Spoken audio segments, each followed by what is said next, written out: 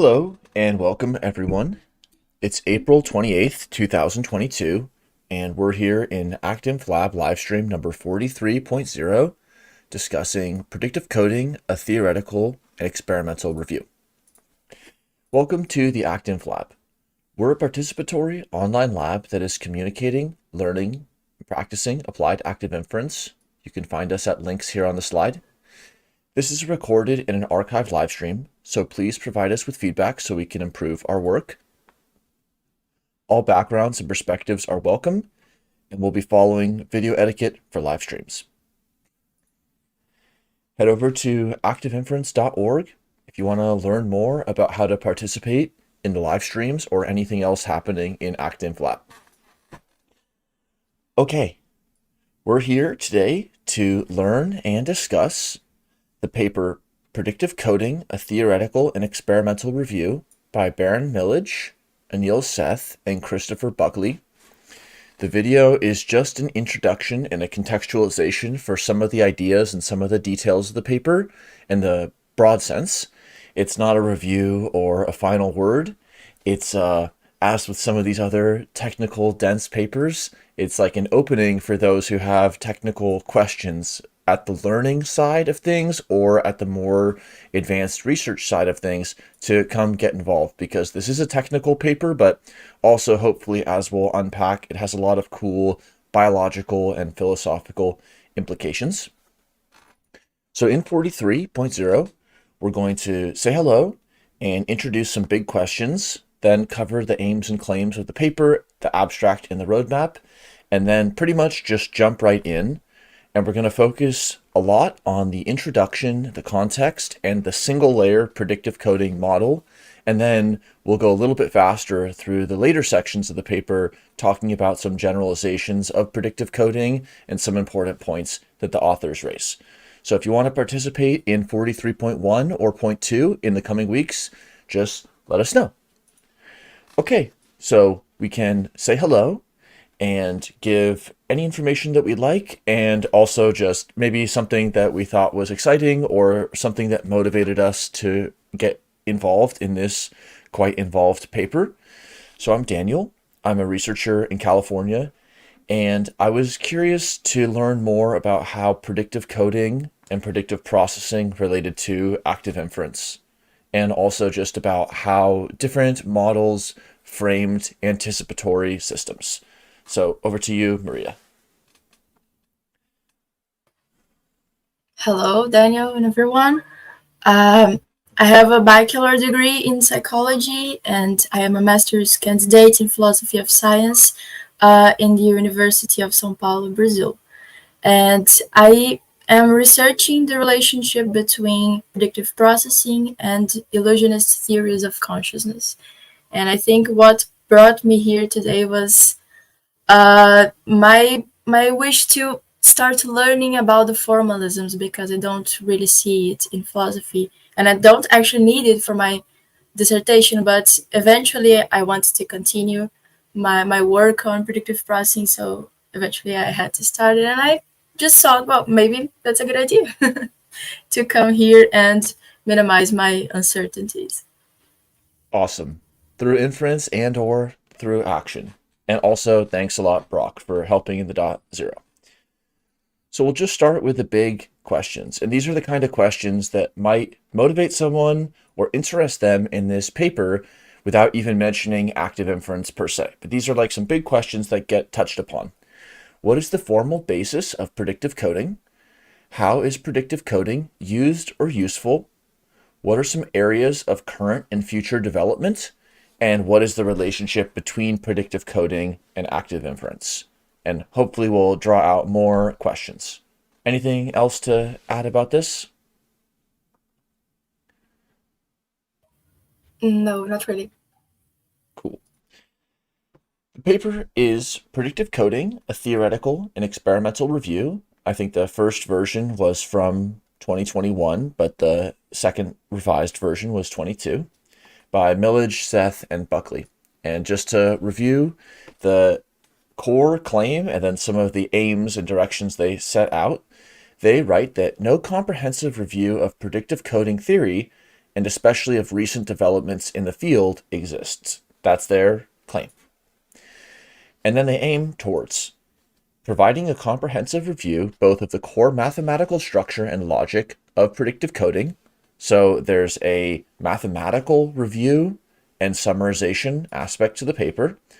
And then they also review a wide range of classic and recent work within the framework, ranging from biologically realistic microcircuits that could implement predictive coding to the close relationship between predictive coding and the widely used backpropagation of error algorithm, as well as surveying the close relationship between predictive coding and modern machine learning techniques.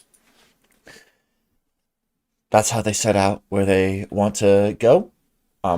Would you like to read the first slide of the abstract? Okay.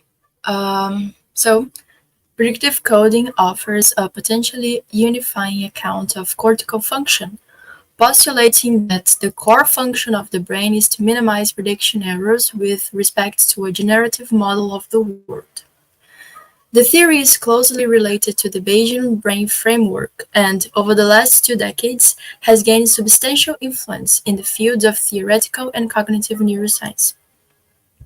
A large body of research has arisen based on both empirically testing improved and extended theoretical and mathematical models of predictive coding, as well as in evaluating their potential biological plausibility for implementation in the brain and concrete neurophysiological and psychological predictions made by the theory.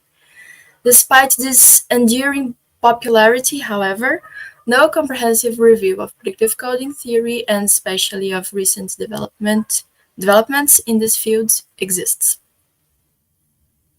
They write, here we provide a comprehensive review of both of the core mathematical structure and logic of predictive coding, thus complementing recent tutorials in the literature. And we also review a wide range of classic and recent work within the framework, which is what we had read previously in the aims. So that's how the authors describe their own work. And now we're going to see their roadmap, see how they went about getting there, and then we're going to jump right into the introduction and then the formalisms. So here we see the roadmap, and the rough outline of the paper is as follows. Section 1 provides an introduction that contextualizes predictive coding, and we'll also be unpacking it in a philosophical and historical view. Section 2 provides an initial pass on the one-level predictive coding model, sort of the kernel or the archetype or the motif of predictive coding, and connects it importantly to variational inference. Then predictive coding is generalized or extended or elaborated in a few important directions. So like in section 2.2, it's generalized into a multi-level case. In section 2.3, the concept of generalized coordinates are introduced. In section 4, precision is introduced as a concept. And in section 2.5, it's connected back to the brain. Section 3 discusses paradigms of predictive coding, both unsupervised and supervised, and also connects it through those sections and others to some research in machine learning. And then in section 4, there's connections between predictive coding and some other algorithms, both those algorithms that are common in machine learning and computational statistics, like the error backpropagation, linear predictive coding, and Kalman filtering, and normalizing flows and biased competition. And then in section 4.5, explicit connection is drawn between predictive coding and active inference, which brings in the cost of action as well as the idea of PID control. And then the discussion section closes with just a few other thoughts and summaries and directions and challenges. And there's several appendices. So it's a long-ish paper or monograph, but it's an excellent paper. And we're just going to cover more of an emphasis on the context and the beginning, and then sort of skip over or trail off over a few things, but there's a lot to unpack. So I hope that we can learn more in the coming weeks if the authors want to join or if anybody else wants to join. Anything to add on roadmap or ready for introduction? Let's go. All right, awesome. So I'll just add some notes from this section of the introduction, and then Maria, feel free to add anything. So how do they introduce predictive coding?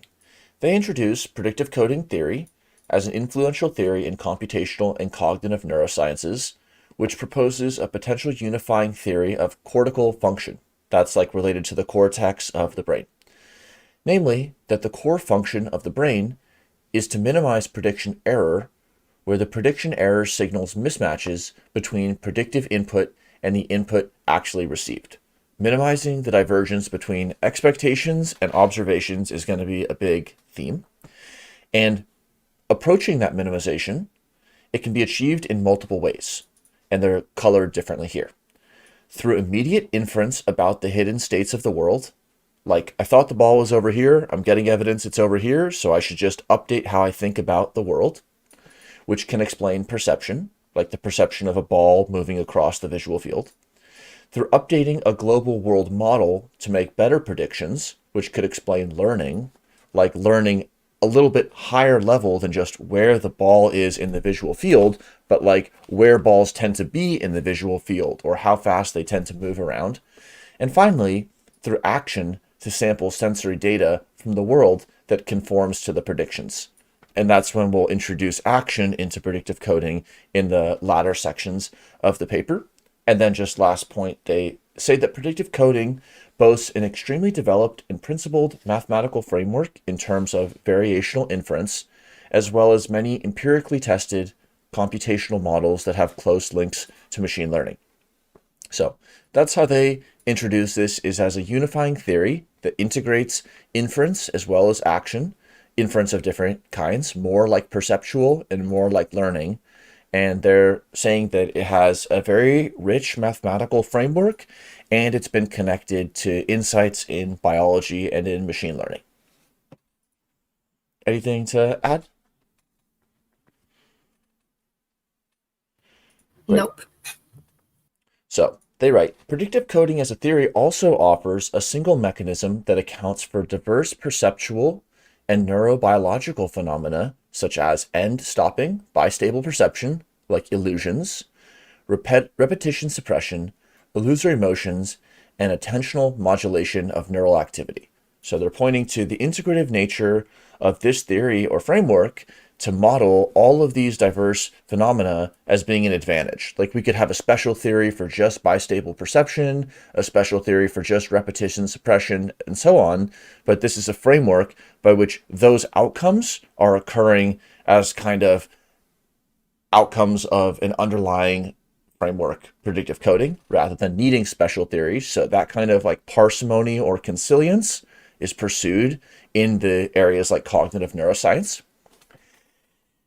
And they write, as such, and perhaps uniquely among neuroscientific theories, predictive coding encompasses all three layers of Mars hierarchy by providing well-characterized and importantly, an empirically supported view of what the brain is doing at all of the computational, algorithmic, and implementational levels. So Mars, very influential hierarchy. It's kind of like Tinbergen's questions, or a little bit like Maslow's hierarchy. You can think of it as like an organizing or a sense-making framework, again, to the question, what are brains doing? And so we're going to have like three different kinds of answers to what brains are doing. There's going to be an answer at the level of computation, algorithm, and implementation. And so here with the example of a bird flying, the computational level is like flight. It's like the why. What is the algorithm doing? It's a sorting algorithm. What is the brain doing in this situation? It's tracking a moving object. Then there's the flapping level, which is the algorithm, which is kind of like pseudocode, and that's suggesting the what of how that why is realized. Like, what is happening in this sorting algorithm? Well, it's doing this, this, this, this, this. What is the flight function being realized by? It's being realized by flapping of the wings. And then there's the implementation. So it's not just the flapping of anything, it's the flapping of something specific. And so that's the implementational details.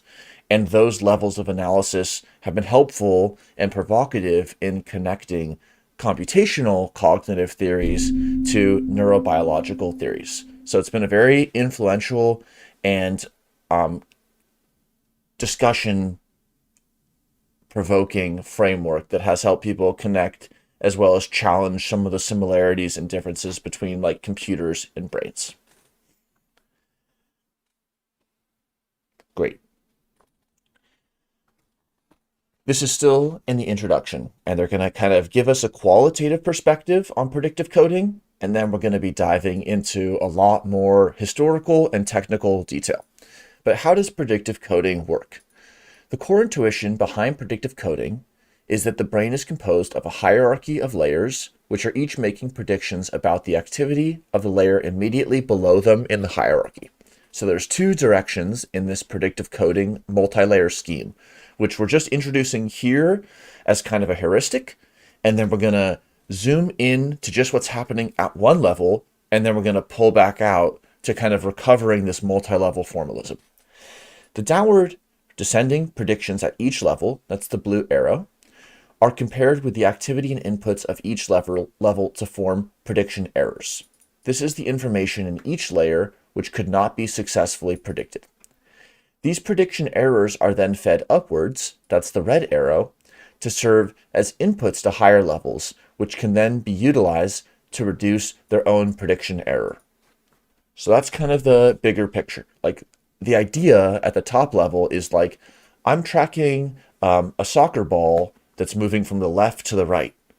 And then that gets transduced in certain ways. And that is, in this case, resulting in kind of a visual perceptive level prediction about what one should expect to see. And this is, again, just the multi-level predictive coding scheme that is often used, but we're going to zoom back to just what's happening at a single level and then what is happening at multiple levels. Awesome. Here's a fun 2018 paper by Carl Friston. Does predictive coding have a future? And this is going to provide just a little bit of context, and then we're going to jump more into though. Carl wrote, in the 20th century, we thought the brain extracted knowledge from sensation. That's like the recognition model. And that's sort of the incoming sensory processing model. The 21st century witnessed a strange inversion in which the brain became an organ of inference, actively constructing explanations for what's going on out there beyond its sensory epithelia. One paper played a key role in this paradigm shift. And Carl goes on to write that a 1999 paper by Rao and Ballard, which we're going to talk more about, for him was one of those papers that's a once-in-a-decade find. So we're going to talk more about it, but this is just kind of connecting it early to Carl Friston's line of research, the connection between active inference and predictive coding, and the idea that sometimes it's these early transdisciplinary papers that can stitch two different fields together, and that can have long-term consequences for essentially perennial questions like how do perception, learning, attention, and sensation all work together, and under what imperative might they work together? And then the authors provide a very preliminary discussion that they're going to go into more later about how predictive coding matters for machine learning. And so they write, predictive coding proposes that using a simple unsupervised loss function, such as simply attempting to predict incoming sensory data, is sufficient to develop a complex, general, and hierarchically rich representations of the world. They're suggesting that this has found support in the successes of modern machine learning models that are trained on unsupervised predictive or autoregressive objectives. So here's some of the papers that they cite. This is the Brown et al. And the Kaplan et al. And these both have to do with the training of what are increasingly becoming important modern machine learning methods, which are the language models. In contrast to modern machine learning algorithms, which are trained to end with a global loss at the output. So given the total big data set, give me the lowest total error on the whole data set. In predictive coding, prediction errors are computed at every layer which means that each layer only has to focus on minimizing local errors than global loss. This property potentially enables predictive coding to learn in a biologically plausible way using only local and Hebbian learning rules. And this is going to connect to Kalman filtering and PID control. So they're kind of laying out the land and showing where they're going to connect in the introduction very, very qualitatively. And then again, we're going to zoom back down to find out what's happening at one level of predictive coding, and then try to rebuild some of the formalisms related to Kalman filtering and PID control. And the bigger questions that people might be curious about asking would be like, what does it mean for computation to be biologically inspired? What is possible when we're thinking about some of the similarities and differences and complementarities between biological and different kinds of conventional and unconventional computation? The next part, Maria, please take it away. I'll be changing slides, so thanks a lot for adding a lot of the historical context, and looking forward to learning about what you have to share here. Okay, so this is actually the paragraph that is in the paper, okay, that they start talking about the history of predictive coding. So while predictive coding as a neuroscientific theory originated in the 80s and 90s with Mumford, Rao, and Ballard, Srinivasan or something, Laughlin, and Dubs, and was first developed into its modern mathematical form and comprehensive theory of cortical responses in the mid-2000s with Friston, it has deep intellectual antecedents. These precursors include Helmholtz's notion of perception as an unconscious inference, and Kant's notion that a priori structure is needed to make sense of sensory data. Okay, and as well as early ideas of compression and feedback control in cybernetics and information theory. And on the next slides, I will be talking a little bit more about history and philosophy of predictive coding, and then some core formalisms and various generalizations and elaborations of predictive coding. If there is anything you want to say, Daniel, just feel free to jump in. Okay? So, the historical and philosophical background of perception is huge. Okay. However, seen in the context of predictive coding framework, authors usually come up with a similar reasoning about perception. And then we can start thinking with the Greek philosopher Plato on his allegory of the cave from 514 to 520 before Christ, which he said basically that some people would be trapped in a cave forever, watching shadows cast by objects moving near a fire behind them. And then they would like be there forever, have children that would grow like that inside the cave. And, eventually these shadows from the objects near fire behind them would be the real thing and the only thing for these people. They wouldn't believe that there is anything outside the cave. So this would be it. These shadows would be the only thing. Okay. So what Plato would claim here is that our own conscious perceptions are just like these shadows. Okay, meaning that they are indirect reflections of hidden causes that we can never directly encounter. And well, a few centuries later, the Arab medieval scholar Al-Hasan wrote a lot of interesting notes on visual perception. Actually, he wrote 6 volumes, if I'm not mistaken, of his book of optics, where he explored the view that human perception often depends on mechanisms of judgment and inference instead of, providing access straight to the world. So you can see that very early in our Western thinking, we have this notion that we do not have direct access to the world, okay, that there is some inference going on. Okay. Great. All right. So jumping to the 18th century, we can find two important philosophers. Okay, the English David Hume and the German Immanuel Kant.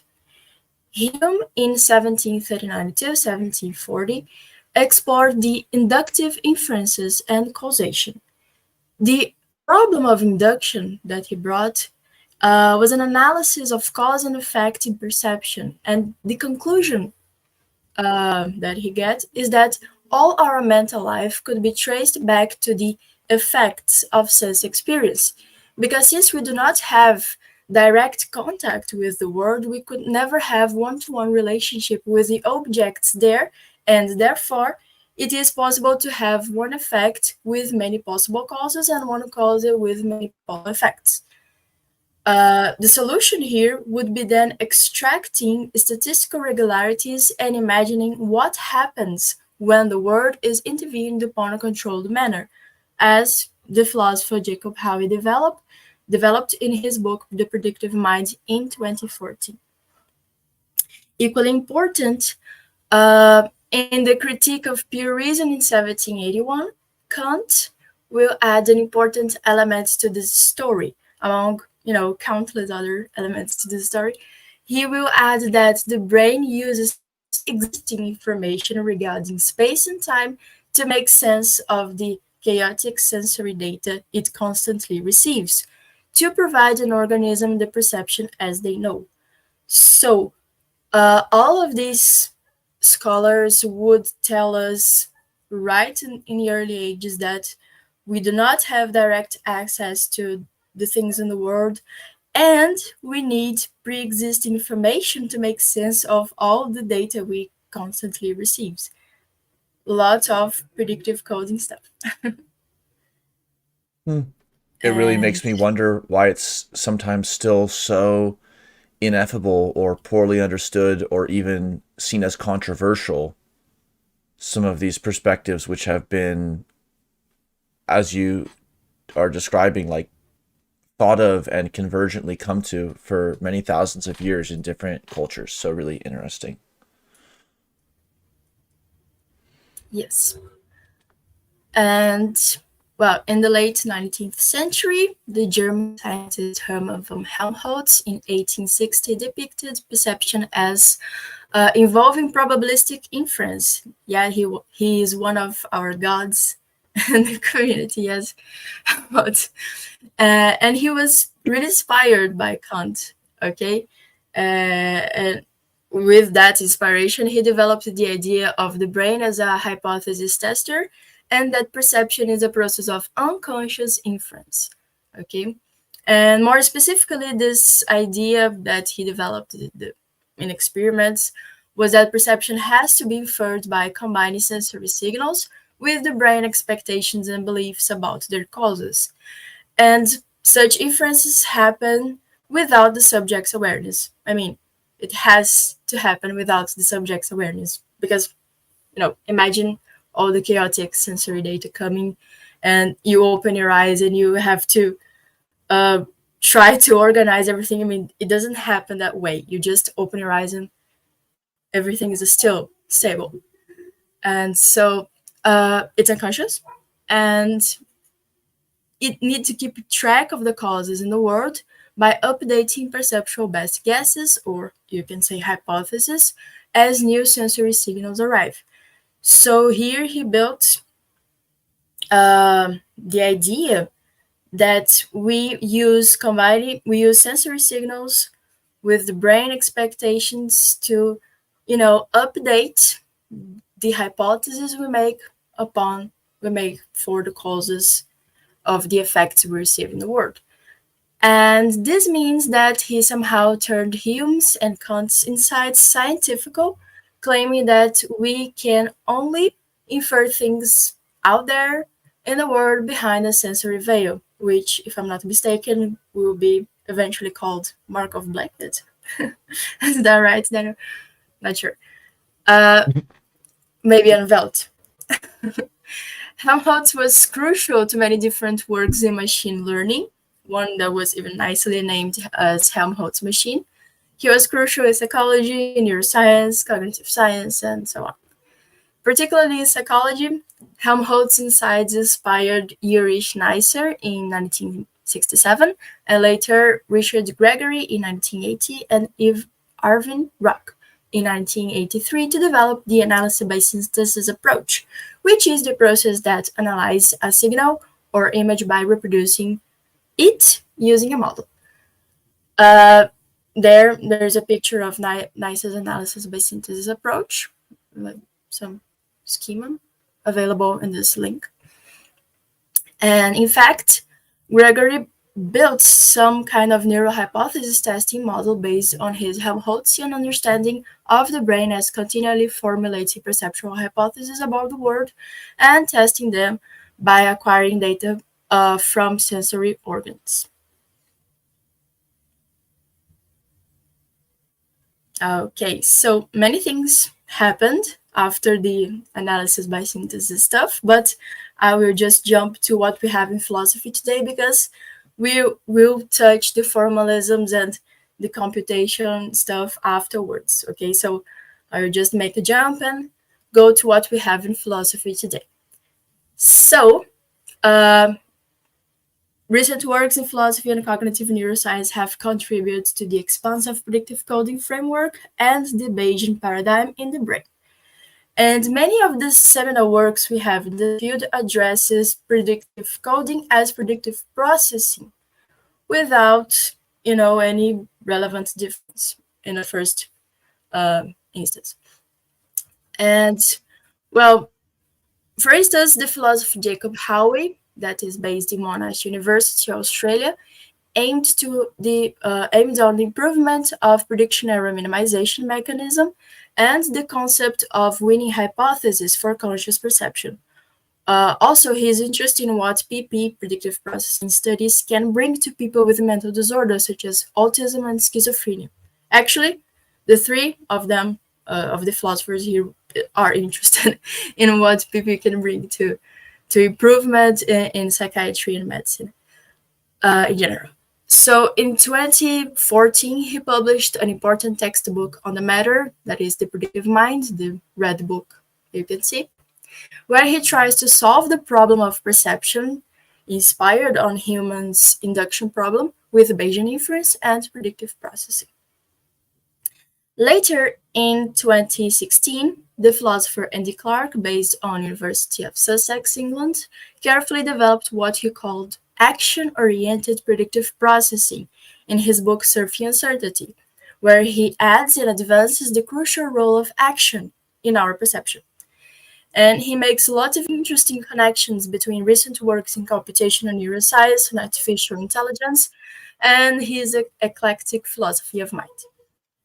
And last year, in 2021, the neuroscientist Anil, Seth, one of the authors of this paper we're talking here, and also based at the University of Sussex, made an amazing contribution to the field with his book Being You, where he claims that we are beast machines whose perception is a controlled hallucination. And he improves consciousness descriptions using predictive processing framework and establishing the real problem of consciousness, that, in his own words, requires explaining why a particular pattern of brain activity or other physical process maps to a particular kind of conscious experience, not merely establishing that it does. To, philosophers and scientists work on. And here they are. Okay. All right, so I was talking about predictive coding and then I went to predictive processing. Is there a difference? Well, many authors would use the terms freely, okay, but then I found Clark saying in his book the difference that he understands from predictive coding to predictive processing. So he puts, as the fact that predictive processing is not simply the use of the data compression strategy known as predictive coding. Rather, it is the use of that strategy in the very special context of hierarchical, multi-level, systems deploying probabilistic generative models. Such systems exhibit powerful forms of learning and deliver rich forms of context-sensitive processing and are able flexibly to combine top-down and bottom-up flows of information within multi-layer cascade. Predictive processing does combine the use within a multi-level bidirectional cascade of top-down probabilistic generative models with the core predictive coding strategy of efficient encoding and transmission. Okay, from this, I'm not sure if you agree with me, Daniel, but reading this paragraph makes me wonder. I mean, okay, predictive coding is a local bottom-up, top-down cascade and stuff, but it also is multi-layer. Yes, it also has some hierarchy. So I'm not sure what he mean. I mean, I'm not sure if I understand the difference between predictive coding and predictive processing as he puts. Yeah, very insightful. And it made me think about the difference between like coding, like programming, and like data coding, like Python coding for data, and data processing, which is a little bit like it could be multiple computer languages. And so you're really highlighting something important, which is that when the data are compressed according to a strategy where the errors are being transmitted rather than the actual sort of estimate itself, that's like that information channel is in a predictive coding way. And then this helps us use predictive processing for like the bigger picture for systems that implement predictive coding modules, but that's not like the only module they're deploying. So that'll be something cool to like hear people's perspective on. Really nice distinction here though. Yep. And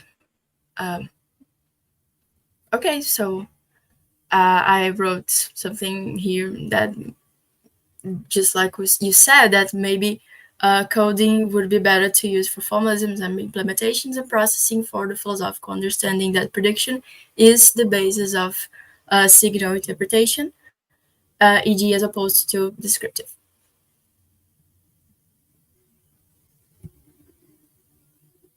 Okay. So, jumping back to formalism, predictive coding in information theory and signal processing. Okay, so another deep intellectual influence in predictive coding comes from information theory from Shannon in 1948, and especially the minimum redundancy principle of Barlow in 1961, 89, and 61. Too. Information theory tells us that information is inseparable from a lack of predictability. If something is predictable before observing it, it cannot give us much information. I loved this sentence.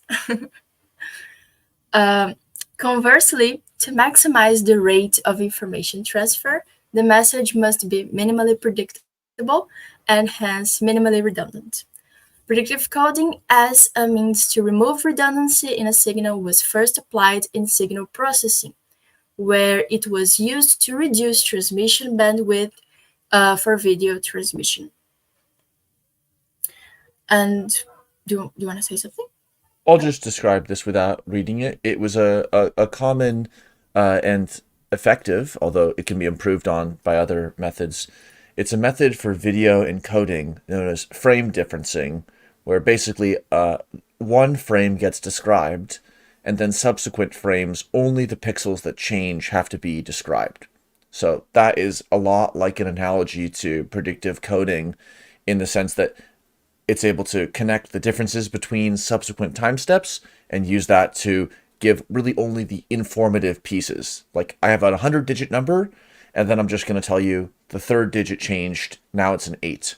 Instead of having to repeat the same number and then 99 of those digits, they're informative, like in the sense that they're good info, it's true, but they're not informative in the information theory context because they were quite predictable before observing it.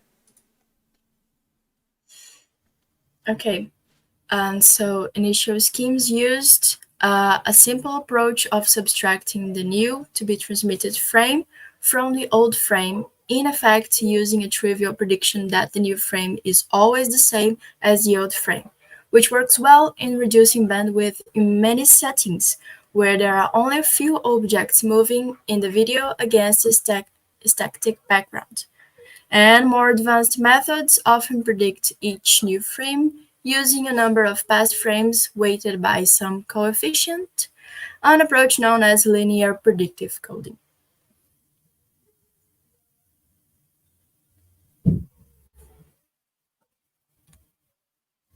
Okay, so now predictive coding in the eye and the brain. The first concrete discussion of predictive coding in the nervous system arose as a model of neural properties of the retina with Srinivasan, 1982. Specifically as a model of center-surrounded cells which fire when presented with either a light spot against a dark background on center of surround, or alternatively, a dark spot against a light background of center on surround cells. It was argued that this coding scheme helps to minimize redundancy in the visual scheme, specifically by removing the spatial redundancy in natural visual scenes, that the intensity of one pixel helps predict quite well the intensity of neighboring pixels. And then the first picture related to it. Do you want to talk about it, or just? We're just going to look at two different tissues of the nervous Yeah. system that have some predictive elements. And this is referring to some of the photosensitive cells that are on the retina. And that's work that had been done qualitatively and empirically for hundreds of years, but then was connected to predictive perspectives in the 80s. And then we're also going to look, as you'll now unpack, at what's happening in the cortex of the brain amongst different layers.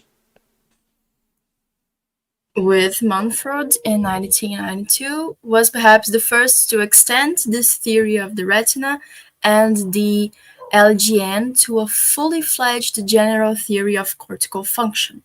His theory was motivated by simple observations about the neurophysiology of cortical-cortical connections. Specifically, the existence of separate feed-forward and feedback paths, where the feed-forward paths originated in the superficial layers of the cortex and the feedback pathways originated primarily in the deep layers.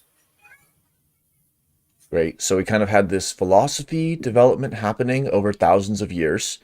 And then in the 1900s, people were starting to connect the neuroanatomy and the histology to some of these predictive ideas. And then now let's kind of close the loop and bring it back to the critical work that Friston highlighted in his 2018 paper.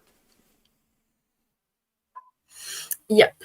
And now predictive coding in the brain gets computational, mathematical. While Mumford's theory contained most aspects of classical predictive coding theory in the cortex, it was not accompanied by any simulations or empirical work, and so its potential as a framework for understanding the cortex was not fully appreciated. And so, again, the seminal work of Rao and Ballard in 1999 had its impact precisely by doing this. And so they created a small predictive coding network according to the principles. They created a small predictive coding network according to the principles identified by Mumford and empirically investigated its behavior, demonstrating that the complex and dynamic interplay of predictions and prediction errors could explain several otherwise perplexing neurophysiological phenomena, specifically extraclassical receptive field effects such as end-stopping neurons. Yeah, this is pretty interesting because even the idea that the neurons that are active while a certain stimuli is being presented, that those are neurons that are receptive to that stimuli. That's within the paradigm of signal reception. And then it's like there's classical signal reception. You know, the pitcher throws the ball, the catcher catches the ball. It's classic. But unfortunately, or not, there's all these so-called extra classical effects. And so this paper proposed a simple architecture that was able to encompass the so-called classical as well as some of the important extra classical effects under this predictive processing framework. And so that really led to a lot of developments in neuroscience in the last 20 plus years. And that's exactly what we're going to go into now. So thanks for providing that awesome context. Like, it really helps, I think, situate some of the details that we're about to look into. Okay, so let's get a little technical. What happened after Rao and Ballard's 1999 synthesis? So remember that Carl Friston said that that was like one of those once-in-a-decade papers for him. So how did he change his action selection publication policies after reading that paper? Well, anyone can guess. But what Friston did was that he cast the predictive coding algorithm as approximate Bayesian inference upon Gaussian generative models.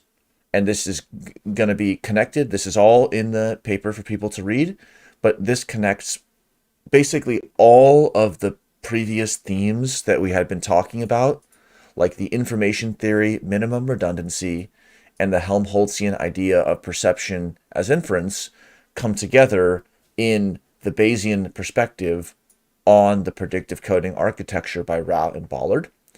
So the authors write, Friston's approach reformulates the mostly heuristic Rao and Ballard model in the language of variational Bayesian inference, which we're going to look more at. And Friston showed that the energy function in Rao and Ballard can be understood as a variational free energy of the kind that is minimized through variational inference. So that really connected the dots between predictive coding architectures and the empirical biological findings to all of this work on variational Bayesian inference. And those are the 2003, 5, and 8 single author papers by Carl. So, what is variational and variational Bayesian approaches?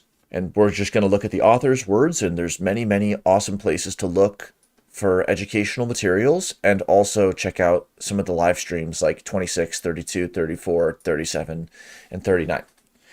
So to be brief about it, the authors write, variational inference approximates an intractable inference problem with a tractable optimization problem. So like a super hard problem to solve just by thinking about it and then guessing at the right answer, with a tractable optimization problem. So it's like 20 questions. It's going to be hard to guess on your first question, but if you take this iterative optimization approach, maybe there's a way to actually resolve it. So it's not exactly like that, but it's like kind of, again, flipping out something that's hard to solve in one shot with an approach and this iterative gradient descent type improvement that actually gets you to a good solution. And so this is where we're going to introduce some of the variables and the letters that we're going to use. Following a lot of perceptual work in Bayesian statistics, we're going to use O for observations, which are like data, either the actual data that the sensor provides us or generated data of the kind that we would expect the sensor to give us. And then X are the latent or the unobserved states of the system. So like X would be the temperature in the room, and O is what the thermometer reading is. And that's sort of a Bayesian approach that helps us have a generative model of the data generating process, which is also known as the joint distribution because it is jointly over both the observations and the latent states. Where variational inference comes into play is hinted at in this paragraph on Bayes. So in order to do exact Bayes, one would have to find this normalizing factor.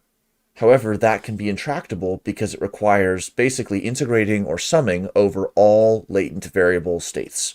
And that's not always easy or known. And so the approach of the variational method is aiming to approximate the posterior using an auxiliary posterior using a different set of parameters, phi. So the Q is going to be reflecting like the distribution, the variational distribution that we control, that is of like a family of functions that is more amenable to optimization. So P could be like a super messy function, but Q is going to be constructed by the modeler to be a lot simpler. And so it is going to have its own parameters. And those parameters phi are mu and sigma. And so it's kind of like we would be interested in the mean and the variance of the X, the actual temperature in the room, given the thermometer. But what if it were too hard to even get that? Well, what we might want to do would be imagine that the temperature were normally distributed, like a Gaussian distribution, with this mean mu and the variance sigma. So even if the temperature in the room weren't actually Gaussian distributed, maybe it's approximatable enough. And so the variational approach to the Bayesian method is to introduce this variational distribution Q that's going to have like a lot of good features moving forward. Here's how that Q comes into play. This equation 1 is expressing using the variables that we've seen. It's saying, and also introducing this divergence D. So first just the definition of D and then what this formalism says. So D of P and double line Q. So any double line means between this and that. D is a function that measures the divergence between two distributions. So for example, P and Q. And here, the divergence is going to be calculated as the KL divergence, although other divergences are possible. So in the divergence between the one that we simplified and controlled Q and that intractable true posterior, if that divergence were minimized to 0, we would be like fitting P as well as we could with Q. And this is saying in 1, it's saying Q star, the best Q of X, the latent states, given the data and the variational parameters. So the best possible room temperature prediction, given thermometer readings and variational parameters, are a minimization over all the variational parameters of the divergence between the Q distribution that we control of exactly what we want the best answer for, and the P generative model of exactly what would be the best to compute, like the temperature given the observations on the thermometer. And so that goes a long way towards rewriting an inference problem as a divergence problem. But they write, however, merely writing the problem this way does not solve it, because the divergence that we need to optimize still contains the intractable true posterior. So it's rewritten as a divergence between like something we control and something that we kind of set out to do this because we couldn't calculate it. So we have prepared it, but still this is intractable, so this is not usable alone. They write, the beauty of variational inference is that it instead optimizes a tractable upper bound on this divergence called the variational free energy, VFE. To generate the bound, we apply Bayes' rule to the true posterior to rewrite it in the form of the generative model and the evidence. So here's that P of X given O. That's rewritten as now not of X given O, but P of O comma X, that's the joint distribution, divided by the observations. So this, by the Bayes rule, P of X given O, is equivalent to this. That's why this is the first line here. They provide some rewritings, and then they write, in the third line, the expectation around P of O, so the actual likelihood of the observations themselves, like how likely is the thermometer saying 21? It vanishes since the expectation is over the variable X, which is not in P of O. So it's like, what is the expectation of this coin flip over the temperature tomorrow? It's like, because they're different variables, it makes them very easy to separate out if we're only interested in one of them. And then they write that this F, the free energy, is a tractable quantity since it's a divergence between two quantities we assume that we as the modeler know. The variational approximate posterior Q of X given O that's the distribution that we control, and the generative joint distribution P of O comma X. So we traded out this intractable true posterior, where it's like, if we knew it, then we would just stop there. But we don't know it. So we've traded it out for a divergence between something that we totally control, Q of X conditioned on these other parameters, and a joint distribution, which we might have uncertainty over, but at least can be modeled. So that's one of the key pieces of variational Bayes, and that's not specific to predictive coding. It's just an important way that the authors are introducing it here. Anything to add? All right, so let's kind of continue on this theme. Since f is an upper bound, by minimizing f, we drive the variational distribution that we control closer to the true posterior. As an additional bonus, under certain conditions, f can be used for model selection. So that means it can be used not just to kind of fine-tune a model that we've already chosen, but it can actually do choosing from parametrically or structurally different models. They write, we can gain an important intuition about f by showing it can be decomposed into a likelihood maximization term and a KL divergence term which penalizes deviation from the Bayesian prior. These terms are often called accuracy and complexity, and this decomposition is often used in different machine learning algorithms. So that's one rewriting of free energy as this divergence between the Q and the P, and then rewriting that as an accuracy and a complexity, which we'll go into maybe more another time. And they write, in many practical cases, we must relax the assumption that we know the generative model P of O and X, the joint distribution. Luckily, this is not fatal. Instead, it is possible to learn the generative model alongside the variational posterior on the fly, and in parallel using expectation maximization. So this is basically the alternation shown by equations 3 of how we can be setting one side of this KL divergence fixed and optimizing the other side, and then going back and doing it the other way. And so that kind of back and forth expectation maximization, we're going to be like reducing this divergence from both sides. And so formalism 3 are saying the variational parameters phi at the next time step, t plus 1, are an optimization argmin of those parameters, holding the theta constant. And then the second part of formalism 3 is the exact opposite. Now, the generative model parameters theta at t plus 1 are a minimization over literally the same thing, but holding the variational parameters constant. So there's a lot more to say about expectation maximization, but this is like converging to a small divergence by whittling away at both sides and kind of alternating there. So that's how expectation maximization can be used as a heuristic algorithm for variational Bayesian optimization.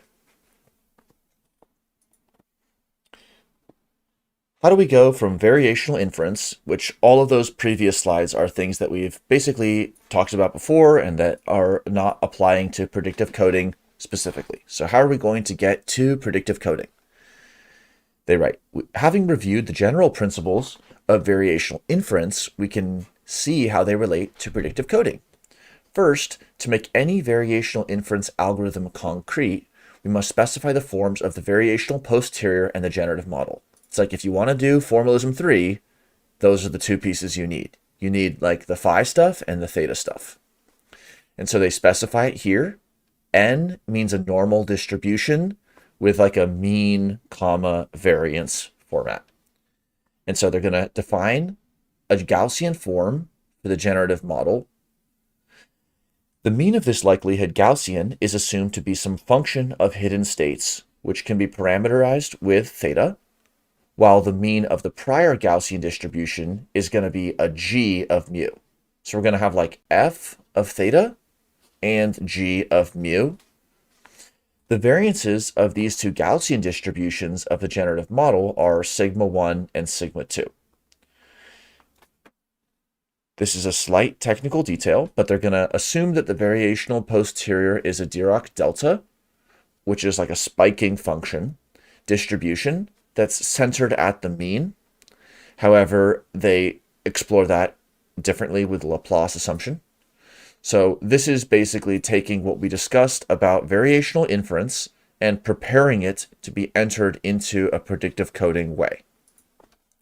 So they're setting up the problem with which parameters you're going to want to do variational inference on in order to implement predictive coding.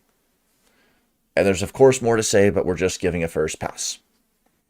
In Appendix A is where they describe the difference between using the Laplacian approximation and the Dirac delta. So it's footnote 8, which suggests moving to Appendix A and looking at the Buckley 2017 for a walkthrough.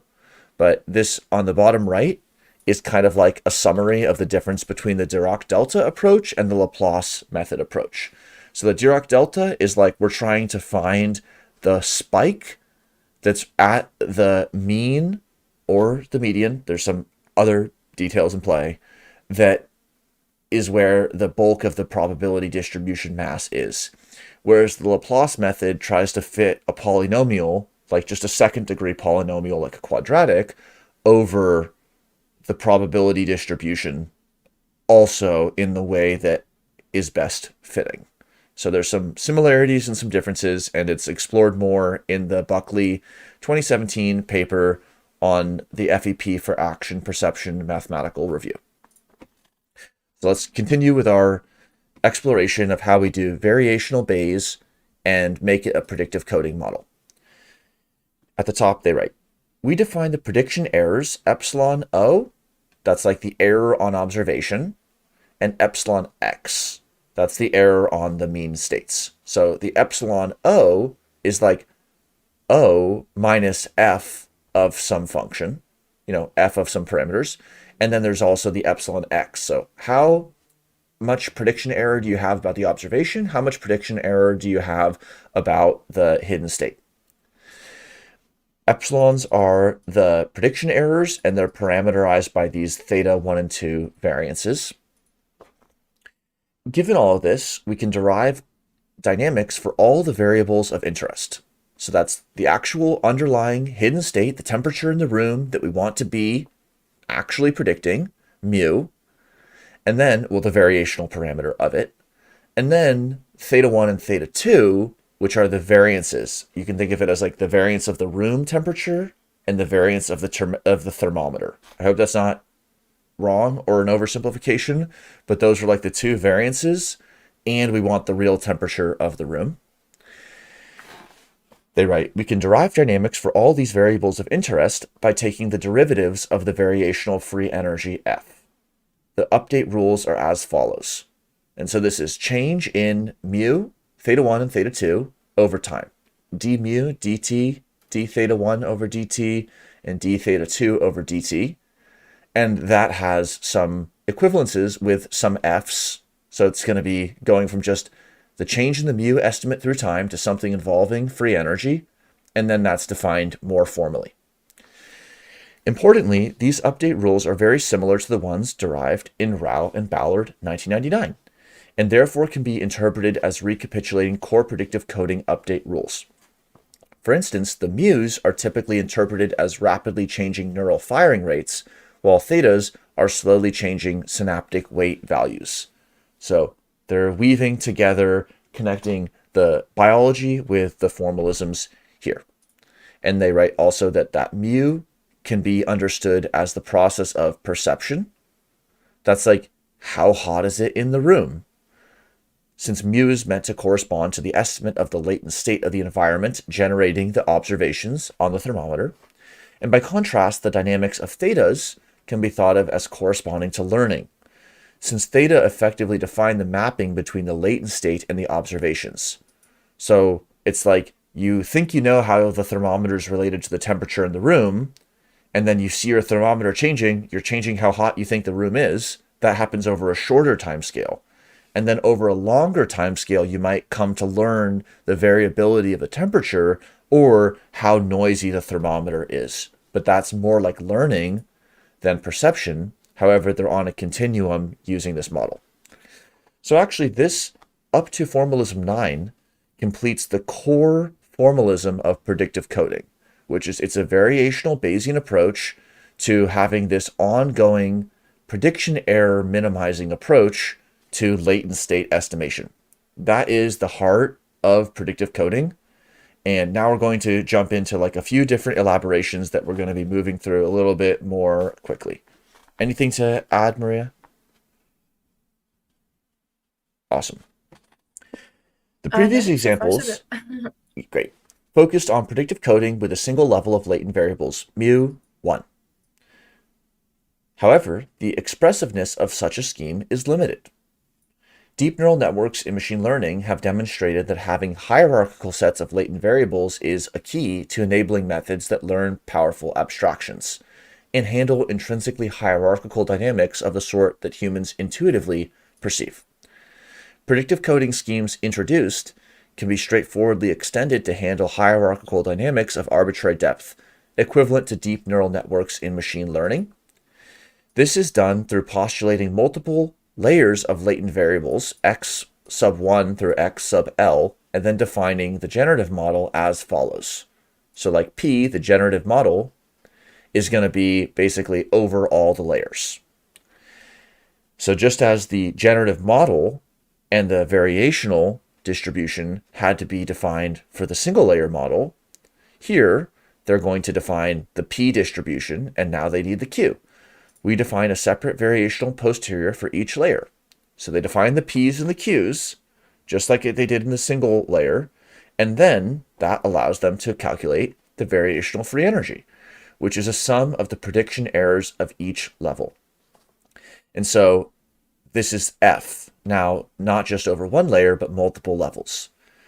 So the variational posteriors that need to be calculated are partitioned across the layers, which allows them to be summed in a very straightforward way.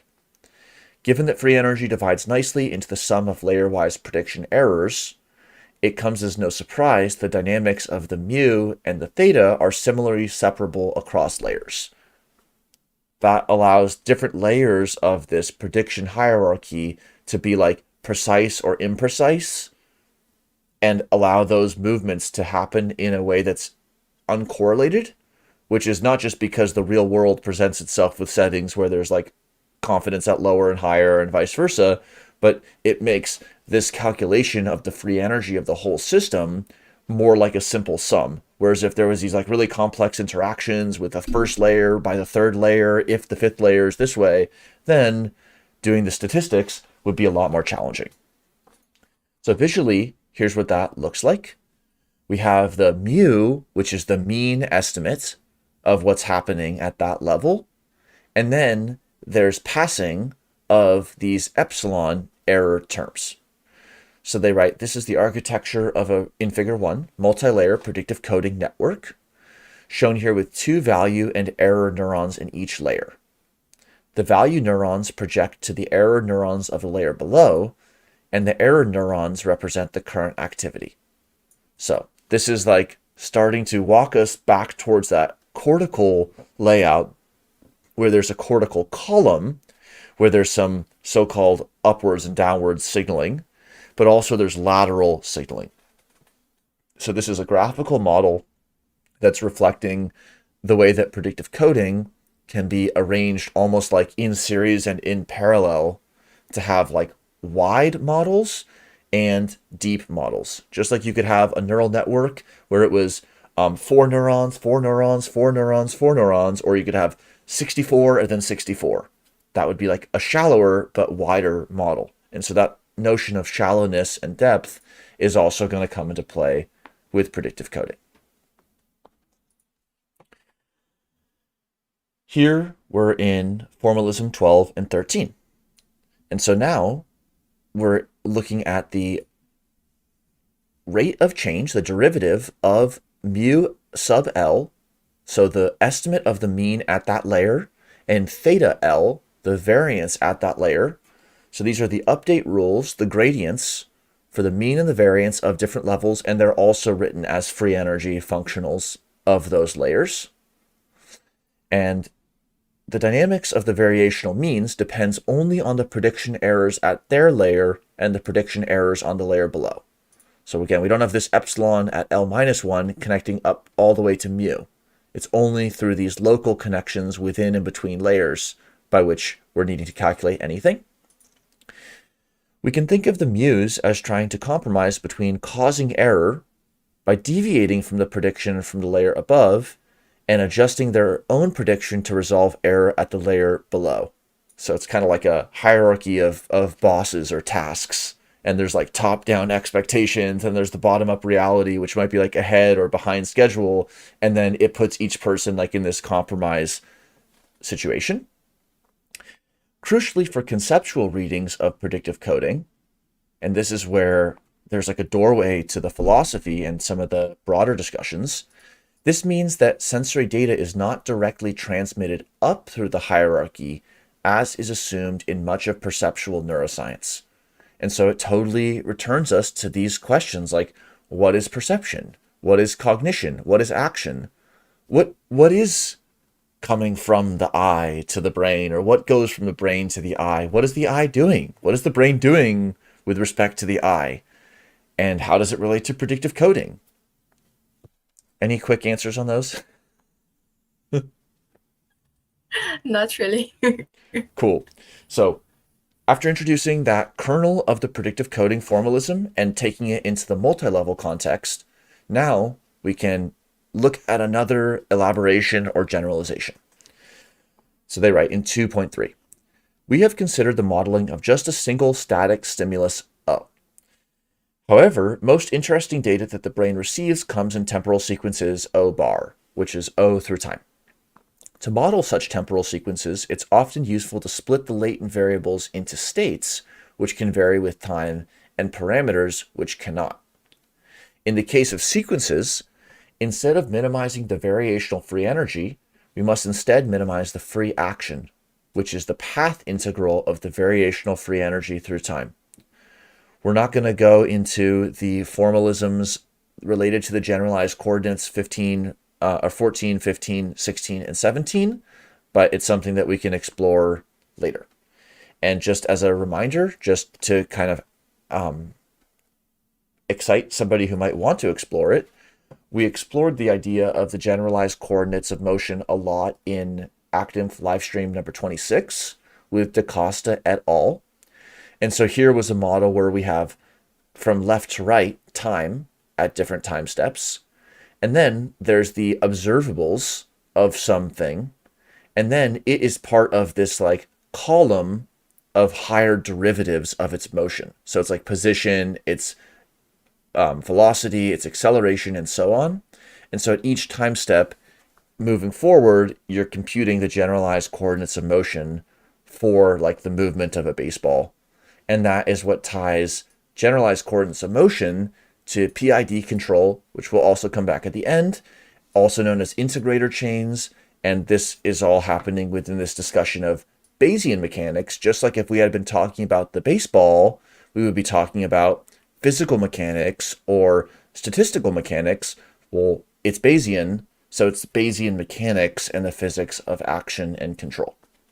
That's what they explore in section 2.3. Section 2.4 introduces and goes into a little bit more detail on precision. One core aspect of predictive coding, absent in the original Rao and Ballard 1999 formulation, is the notion of precision or inverse variance. So precision and variance are like one over each other.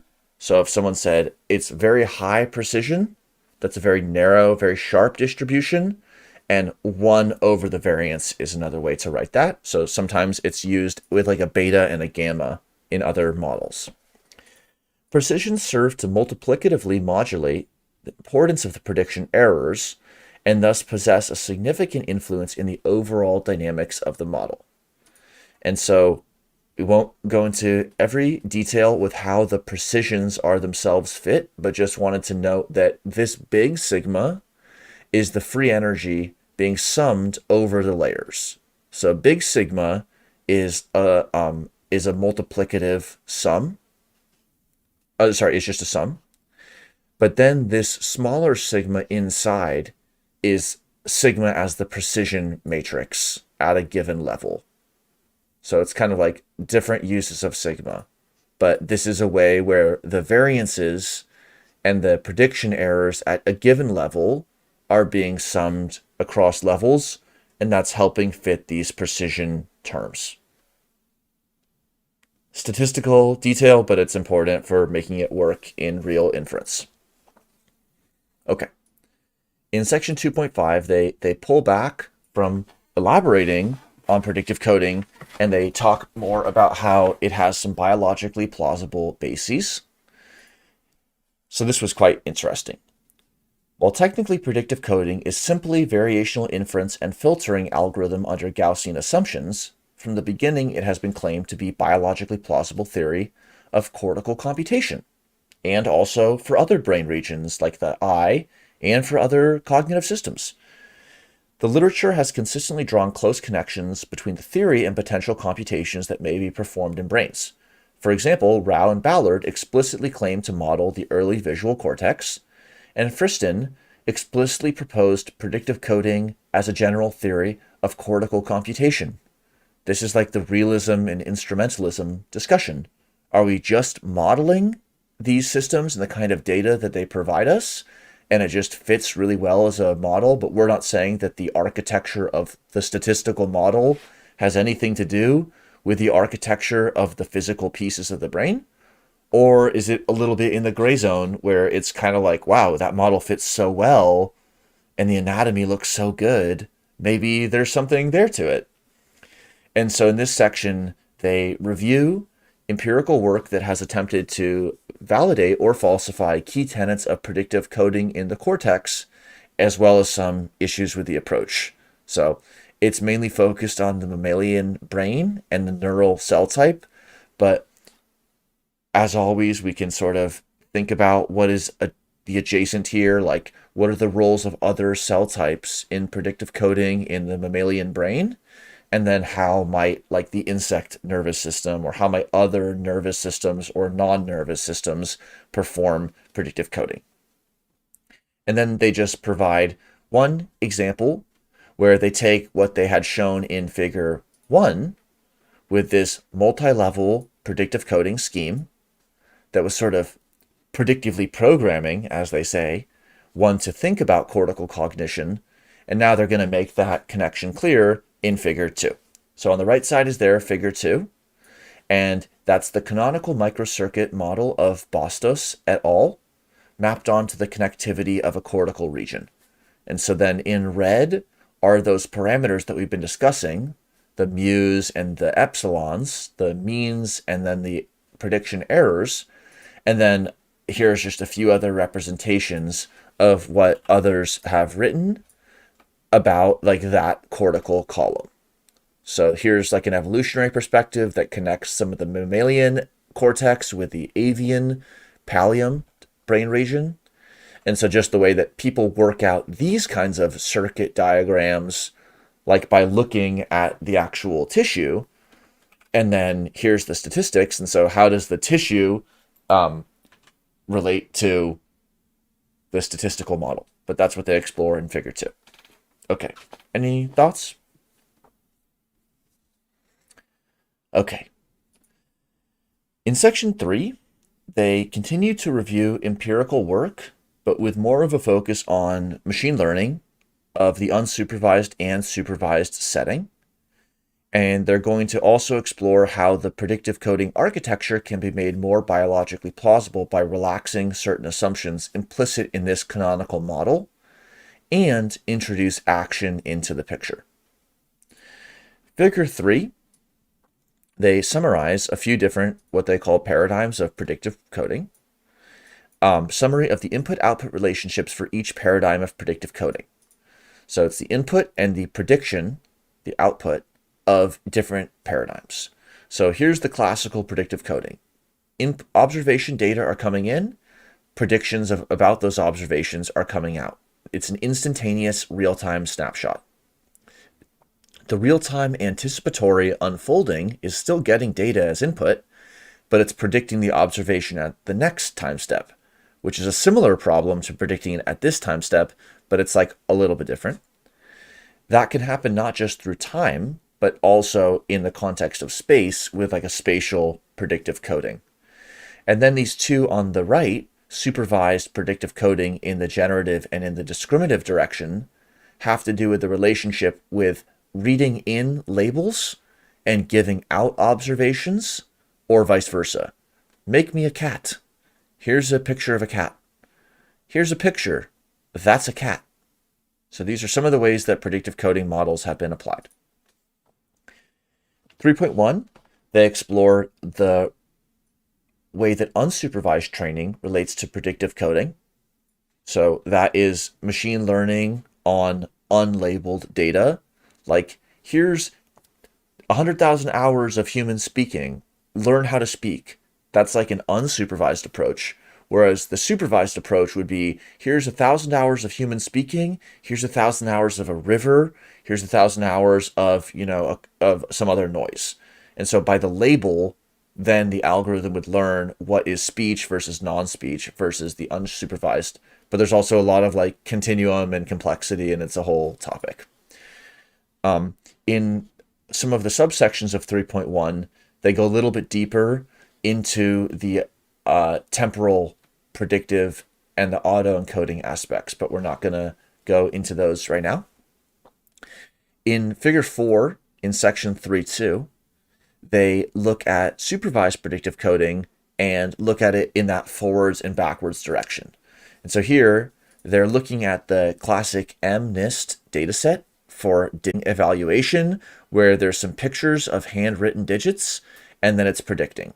And so here's the generative predictive coding and the discriminative direction, where here the data are coming in, like the picture of the 5 with the pixel intensities, and that is relating to the more high-level estimate of it being a 5. So this is observation in, label out. That's a 5. Here's label in, pixels reflecting it out. So that's connecting machine learning to predictive coding.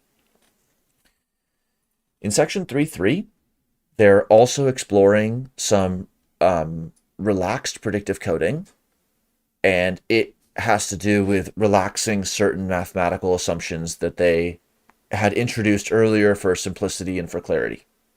We're not going to go into it, but it has to do with making it more useful in the real world by relaxing certain assumptions. And then in 3.4, they explore deep predictive coding. So they write, so far in this review, we've only considered direct variations on the Friston, Rao, and Ballard models of predictive coding, which are relatively pure and use only local, biologically plausible learning rules. There also exists a small literature experimenting with these models often achieve better performance on more challenging tasks than the purer models can achieve. So pure, again, here, meaning that it uses only local, biologically plausible learning rules. So only connected entities locally. And so these models, they suggest, provide a vital thread of evidence about scaling properties and performance of deep and complex predictive coding networks. And they write, the first major work in this area is PredNet, which uses multiple layers of recurrent convolutional LSTMs, neural networks, to implement a deep predictive coding network. So here is what PredNet looked like.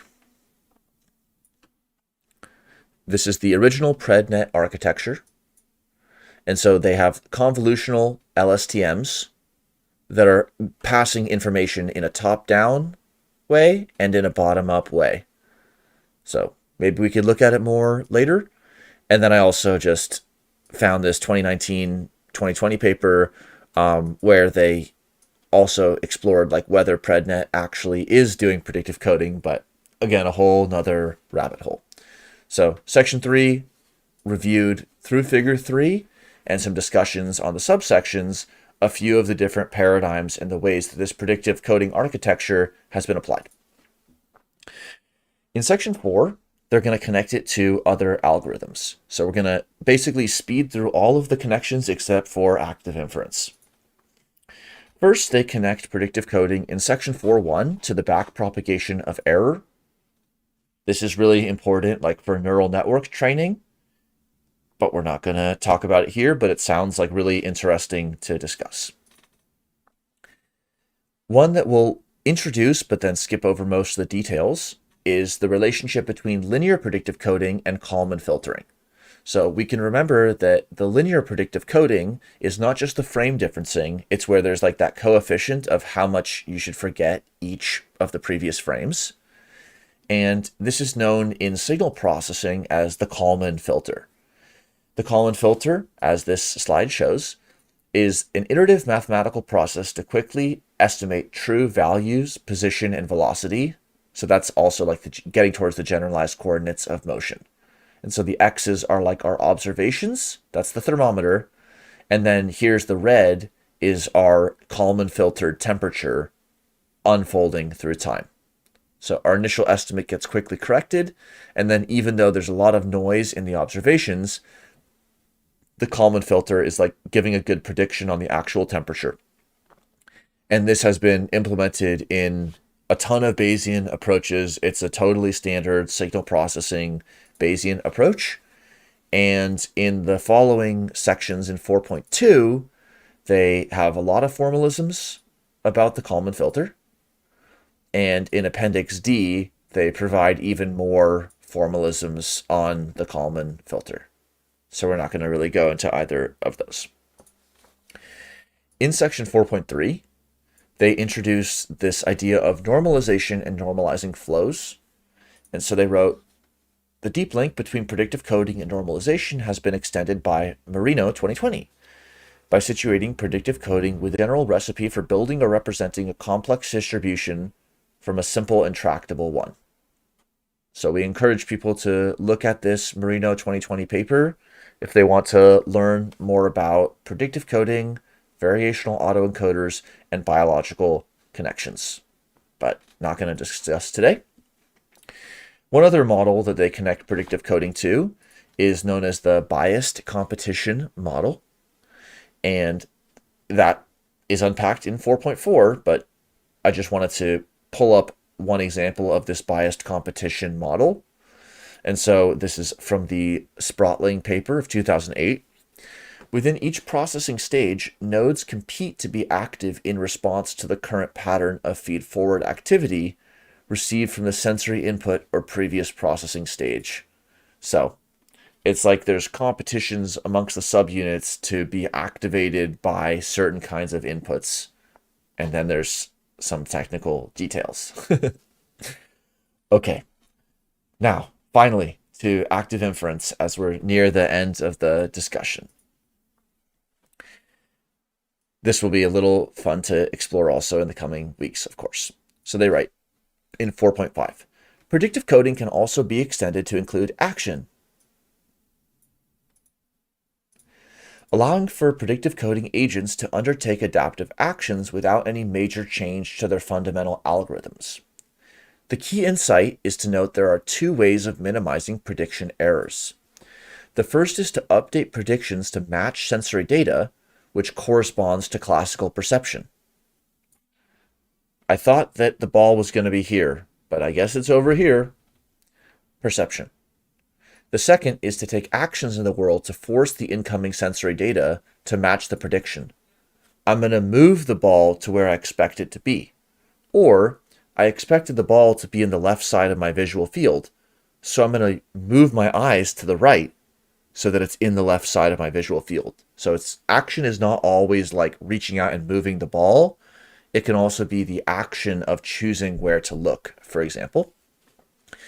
And this is what is really fascinating, because we spent so long in the earlier sections, in the first 50 equations, without action.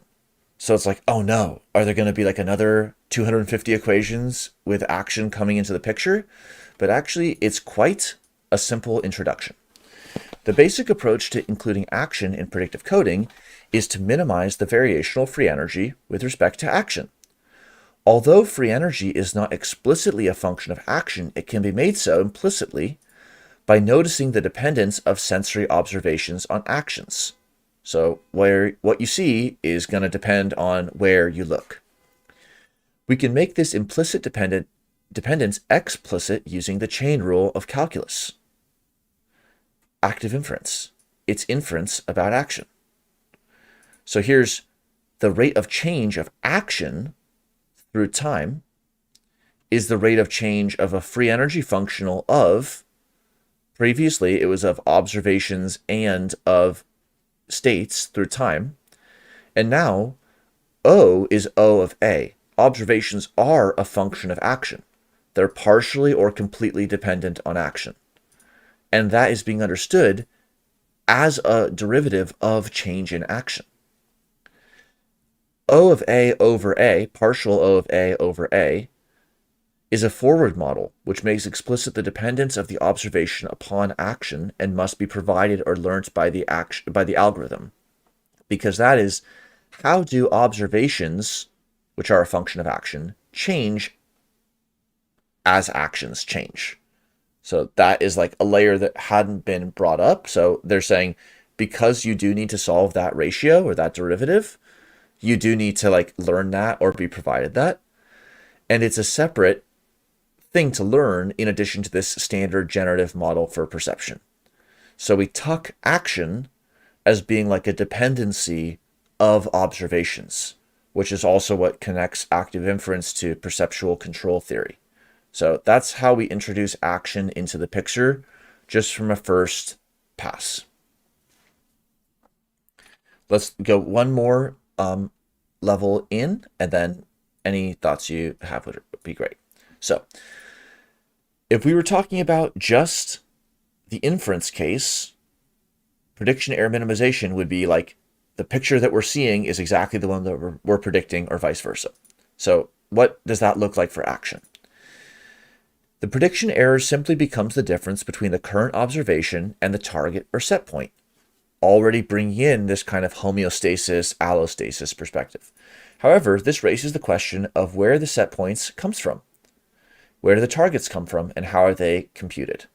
Whence priors? A generic answer to the question is that set points can be inherited from evolutionary or ontogenetic, which are developmental imperatives, or supplied by other neural circuits involved in goal-directed behavior and planning. For present purposes, we can simply take them as exogenously given variables. So what isn't addressed in this review is this big question of priors and learning on preferences. Like, how do you know what to prefer? How do you know how much to change how you prefer? How tight should your preferences be?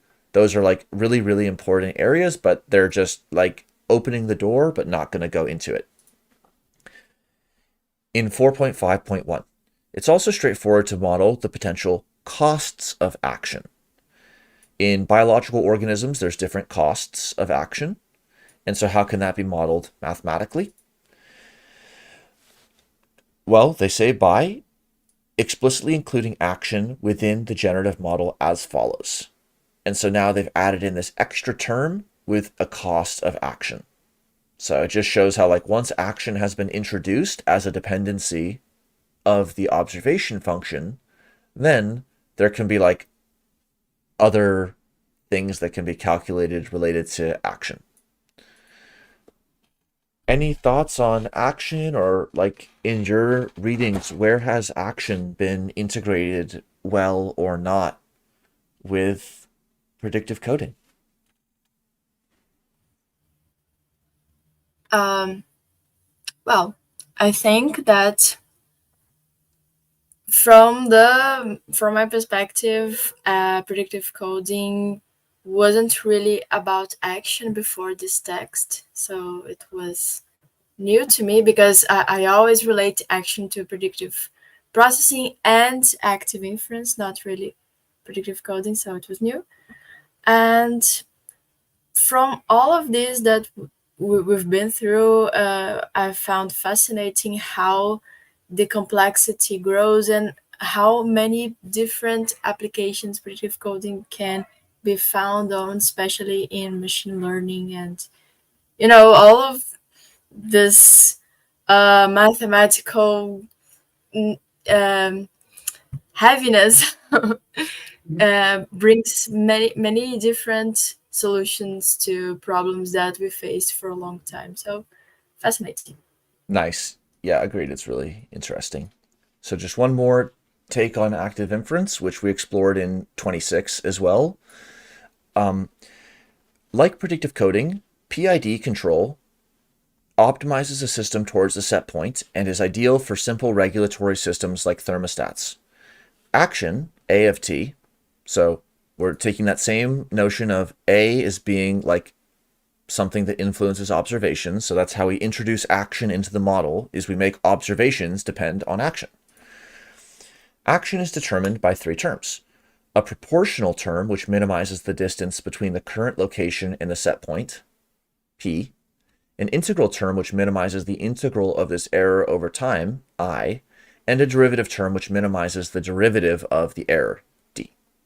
The combination of the three terms produces a robust and simple control system, which can be applied with some tuning to control almost any simple regulatory process, and higher coordinates of motion could do even better, but as we explored in 26, like often the PID is sufficient.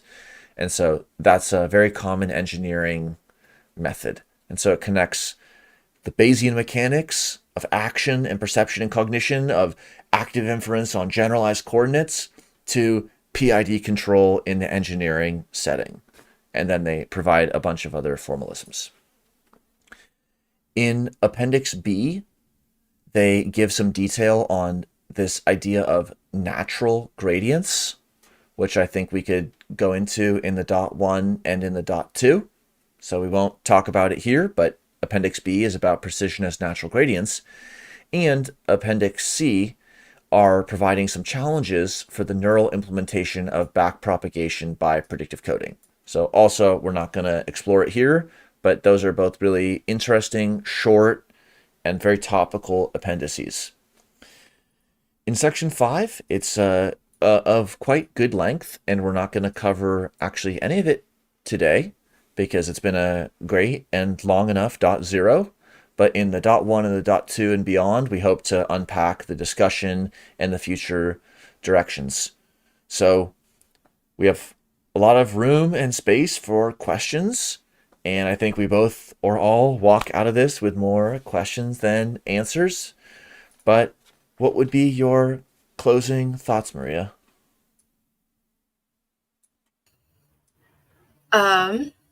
I'm not sure what to think now. I have to digest all the information we have here today.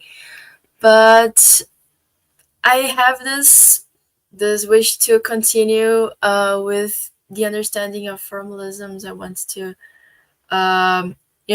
understand better what you said here, and I'm really excited about the biological part of predictive coding implementation and predictive processing. So as it is not really developed in this paper, I think that the author said that it's not really explored actually. I have this idea of looking to it to see what's been doing in the past years. Awesome. Yeah, I think it'll be some fun upcoming discussions. Thanks so much for all the help and for this .0, and to Brock as well. So see you around. Thanks a lot. See you. Bye.